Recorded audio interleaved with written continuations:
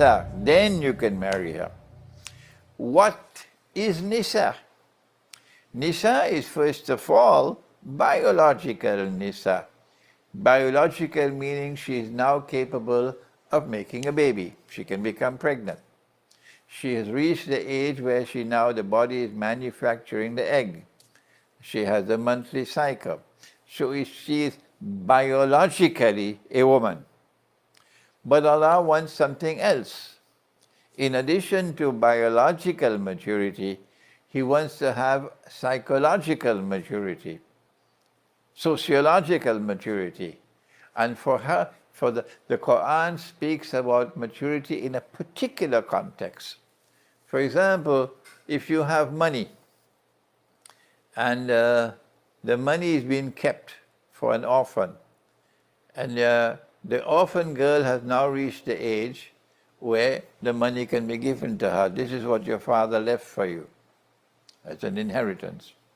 Allah says, when you find in her something called rushd, rushd is that maturity, that if you give the money to her, she would not play dolly house with it and give it away and throw it in the garbage again. No, she would know what is the value of the money, and she'll be able to manage it. If you find that rushd in her, now she has reached the age where money can be given to her.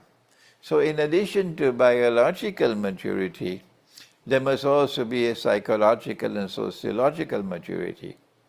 And in Islam, we've seen where Allah subhanahu wa ta'ala sent the angel to Maryam for Nabi Isa alayhi salam to be born. Was she 18? Was she 18 when the angel went to her? The governments around the world, including the governments of Malaysia, the governments, I don't know how many more Muslim countries, like sheep following a shepherd. The Pied Piper simply has to blow the tune, and all of these governments dance to their tune. 18 years of old. Unless she's 18, she cannot be married. Oh yes? Wait until you go in your grave. All those who support that legislation, all those who dance in parliament to support such legislation, I'm warning you, I'm warning you, I'm warning you, when you go into your grave, you'll sing a different tune in the grave. Oh yes, this is Imran Hosein telling you to your face. Allah has made it halal and you make it haram. Allah has made it halal and you make it haram. If Allah makes it halal and you make it haram, those of you who make this legislation, those of you who support the legislation, those of you who support the governments who give this legislation, all of you will have to answer in the grave, because this is shirk. This is blasphemy. Allah does not say she has to be 18 years of age. Only a jackass would say that she has to be 18 years of age. No, Allah says once she has reached the age of puberty and she has rushd, she can be married. So Allah says, فَانْكِحُوا مَا طَابَ لَكُم مِّنَ النِّسَاءِ. Marry those orphan girls who are nisa. Masna wa thulasa wa ruba'. You can marry 2, you can marry 3, you can marry 4. The Quran is not permitting 2 wives and 3 wives and 4 wives. Wrong! Prior to this revelation, there was no limit.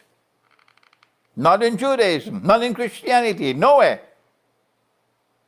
With this legislation, Allah is limiting the number of wives. So if you have no knowledge, you should shut your mouth and don't speak for Islam when you have no knowledge for Islam. I have to try to control myself now, because you have these ignorant fools, particularly in the feminist revolution, who dare to talk for Islam with less knowledge than a donkey.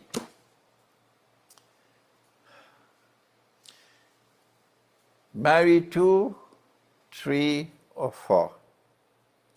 Allah is not permitting plural marriages. No. There was no limit to the number of wives a man could have. Allah is now restricting the number of wives you can have. It's a difference between the two. Restricting it to 4. And you have one and you're afraid to take a second one. You're afraid to take a third, you're afraid to take a fourth. The reason why, one of the reasons why I took a second wife at the age of 72 was to set an example. Set an example for you. Yes, of course, you're going to have problems when you have more than one wife. But those problems that you'll face with a number of wives, even Nabi Muhammad ﷺ had problems with his wives. In fact, he had such problems that once he was so fed up, he decided to stay away from all his wives for 1 whole month. Did you know that? 1 whole month he said, I'm going to stay away from all of them. So he stayed away from them for 1 whole month. And when the 29th day had come to an end, he came out and he went to Aisha radiallahu ta'ala anha. And she asked, why have you come?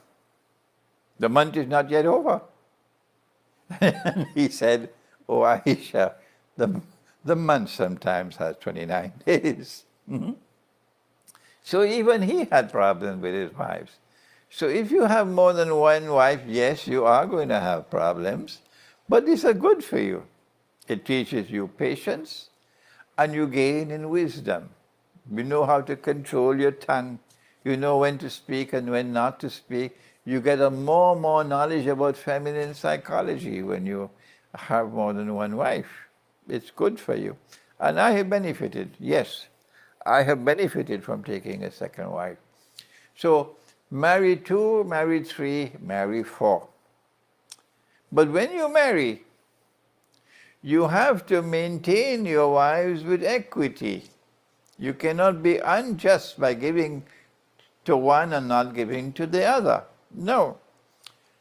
And sometimes when you already have a wife and she's being maintained at a certain level, if you want to take a second wife, you may not have the means to maintain the second one at the same level with the first.